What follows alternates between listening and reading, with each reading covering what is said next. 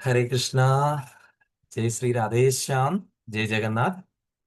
അപ്പം കഴിഞ്ഞ രണ്ടു മൂന്ന് ദിവസങ്ങളായിട്ട് നിങ്ങൾ 16-ാം തീയതി മുതൽ ജഗന്നാഥ രഥയാത്ര യൂട്യൂബിൽ ലൈവ് കാണാത്തവർ വളരെ ചുരുക്കമാണെന്ന് എനിക്കറിയാം.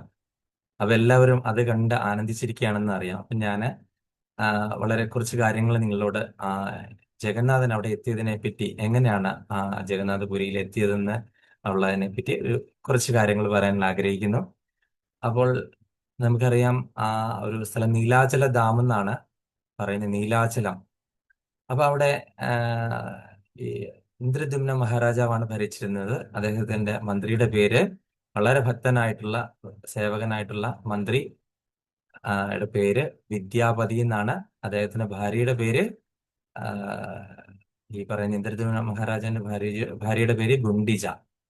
അപ്പൊ അങ്ങനെ ഈ ഇവരൊരു ക്ഷേത്രം എല്ലാം പണിതിരിക്കുകയാണ്. അതിലേക്ക് ആ, വെക്കാനുള്ള പ്രതിഷ്ഠ ഒന്നും ശരിയായിട്ടില്ല, തരപ്പെട്ടിട്ടില്ല. അപ്പൊ അങ്ങനെയാണ് ഇദ്ദേഹത്തിന് സ്വപ്ന ദർശനം ഉണ്ടായത്. ഇതുപോലെ ഭഗവാൻ നീലമാധവനായിട്ട് നീലാചലത്തിൽ അവതരിച്ചിരിക്കുന്നു എന്നുള്ള വിവരം കേട്ടത്. അപ്പൊ അത് ഈ ആദിവാസി വിഭാഗത്തിൽപ്പെട്ട ആൾക്കാരാണ് അത് അവിടുത്തെ പൂജകൾ ചെയ്തത്. വളരെ രഹസ്യമായിട്ടാണ് കാര്യങ്ങൾ ഒക്കെ നോക്കിക്കൊണ്ടിരുന്നത്. പബ്ലിക്കിന് അവിടെ ദർശനമൊന്നും ഇല്ലായിരുന്നു. അങ്ങനെ വന്ന മന്ത്രി രാജാവിനോട് പറയുന്നു, അങ്ങ് വിഷമിക്കേണ്ട, ഞാന് ഇതിന്റെ വിവരങ്ങൾ അറിഞ്ഞിട്ട് വളരെ രഹസ്യമായിട്ട് വരാമെന്ന് പറഞ്ഞ് മന്ത്രി വേഷമൊക്കെ മാറി പോയി. അങ്ങനെ അവസാനം വിശ്വവസുവിനെ കാണുന്നു വിദ്യാപതി.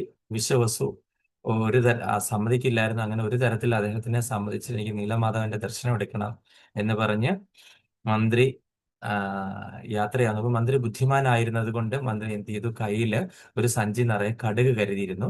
അങ്ങനെ ആ ചെറിയൊരു ദ്വാരം ഇട്ടിട്ട് ഈ സഞ്ചിയിൽ നിന്നും ഓ, രണ്ടും മൂന്നും കടുകുമണി വീതം ഇങ്ങനെ ഇവര് പോകുന്ന വഴിയിലൊക്കെ വീണുകൊണ്ടിരുന്നു.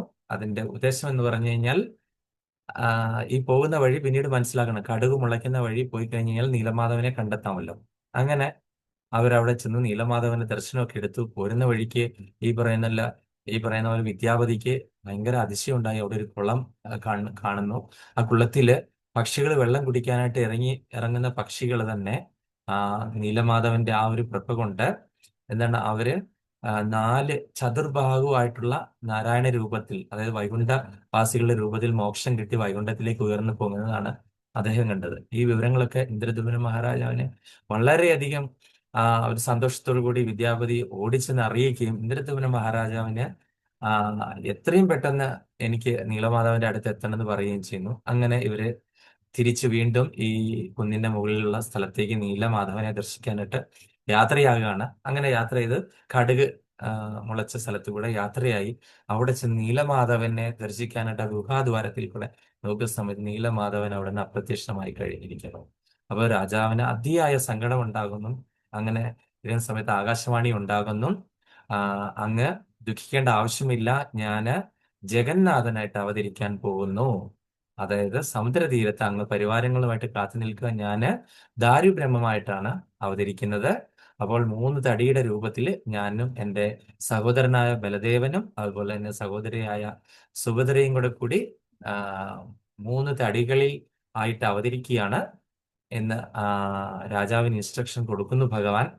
അങ്ങനെ ഇദ്ദേഹം പരിവാരങ്ങളുമായിട്ട് സമുദ്രതീരത്ത് കാത്തു നിൽക്കുന്നു. അപ്പം ഇതേപോലെ തന്നെ ശംഖചക്ര ഗദാപത്മധാരികൾ അടയാളങ്ങളുള്ള 3 വിശിഷ്ട തടികൾ അവിടെ അടിയുന്നു സമുദ്രതീരത്ത്.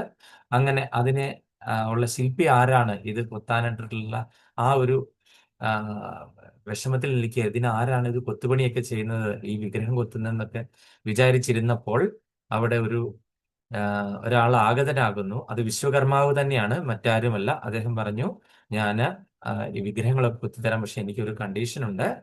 ഈ വിഗ്രഹം കൊത്തുന്ന സമയത്ത് ആരും വന്ന് എന്നെ ശല്യപ്പെടുത്താൻ പാടില്ല. ആരെങ്കിലും ഒരാൾ വന്ന് എന്നെ വിളിക്കുകയോ ശല്യപ്പെടുത്തുകയോ ചെയ്യുകയാണെങ്കിൽ ഞാൻ ആ വിഗ്രഹം അതേപടി കൊത്തുപണിയിൽ അവിടെ ഇട്ടിട്ട് ഞാൻ തിരിച്ചു പോകുന്നതാണെന്ന് പറഞ്ഞു. രാജാവും പരിവാരങ്ങളും എല്ലാം ഈ ഒരു നിബന്ധന അംഗീകരിച്ചു. അങ്ങനെ വളരെ അടച്ചുകെട്ടിയ ശ്രീമന്ദിരത്തിന്റെ ഉള്ളില് ഇദ്ദേഹം പണികൾ ആരംഭിച്ചു. അപ്പൊ ഒരു 10-12 ദിവസം ആയി കഴിഞ്ഞപ്പോൾ ഗുണ്ടിജ മഹാറാണിക്ക് ഒരു സംശയം, അവിടുന്ന് ഒച്ചയൊന്നും കേൾക്കുന്നില്ലല്ലോ. ഒരുപക്ഷെ ഇദ്ദേഹം അവിടെ നിന്ന് വിട്ടുപോയോ, നമുക്കൊന്ന് നോക്കിയാലോ എന്ന് പറഞ്ഞ് ഇവര് തുറന്നു നോക്കുന്നു. ആ സമയത്ത് അതേപടി ഈ പറയുന്ന വിശ്വകർമാവ് അപ്രത്യക്ഷനാവുകയും അപൂർണങ്ങളായിട്ടുള്ള വിഗ്രഹങ്ങളാണ് ഇവർ കണ്ടെത്താൻ സാധിക്കുന്നത്. അപ്പൊ രാജാവിനും ഒക്കെ എല്ലാവർക്കും ഭയങ്കര വിഷമമുണ്ടായി. ഞാൻ എന്ത് അവിവേകമാണ് കാണിച്ചത് എന്നൊക്കെ പറഞ്ഞപ്പോൾ വീണ്ടും ആകാശവാണി ഉണ്ടായി. അതുപോലെ നാരദ മുനി, ബ്രഹ്മദേവൻ എല്ലാവരും അവിടെ പ്രത്യക്ഷപ്പെട്ട് പറയുന്നു, അവരുടെ സാന്നിധ്യത്തിൽ പ്രതിഷ്ഠ നടത്തുന്നു. ഇത് അപൂർണമല്ല, ഇത് ഭഗവാന്റെ അതീന്ദ്രിയമായിട്ടുള്ള രൂപമാണ്. ദ്വാപര യുഗത്തില് ആ, അതുപോലെ നാരദ മഹർഷിക്കൊക്കെ ദർശനം കൊടുത്ത അതേ രൂപത്തിൽ ഭഗവാൻ കലിയുഗത്തിൽ പ്രേമ പുരുഷോത്തമനായിട്ട്, അല്ലെങ്കിൽ ആ ഒരു വിപ്രലംബ ഭാവത്തില് രാധാറാണിയെ അല്ലെങ്കിൽ വൃന്ദാവനത്തിലേക്ക് നോക്കിയിരിക്കുന്ന ആ കണ്ണനായിട്ട്, ആ വിരഹ വേദന അനുഭവിക്കുന്ന കണ്ണനായിട്ട്, അങ്ങനെ ഭക്തജനങ്ങളെ കാത്ത് ഇങ്ങനെ നോക്കിയിരിക്കുന്ന ഭഗവാനായിട്ട് ജഗന്നാഥൻ അവതരിച്ചിരിക്കുന്നു എന്ന് പറയുന്നു, പ്രതിഷ്ഠ നടത്തുന്നു. അപ്പൊ എല്ലാവർക്കും ജഗന്നാഥ സ്വാമിയുടെയും ബലദേവ ഭഗവാന്റെയും സുഭദ്ര മാതാവിന്റെയും കൃപാകടാക്ഷങ്ങൾ ഉണ്ടാകട്ടെ എന്ന് പ്രാർത്ഥിക്കുന്നു. ഹരേ കൃഷ്ണ, ഹരി ബോൾ, ജയ് ജഗന്നാഥ്.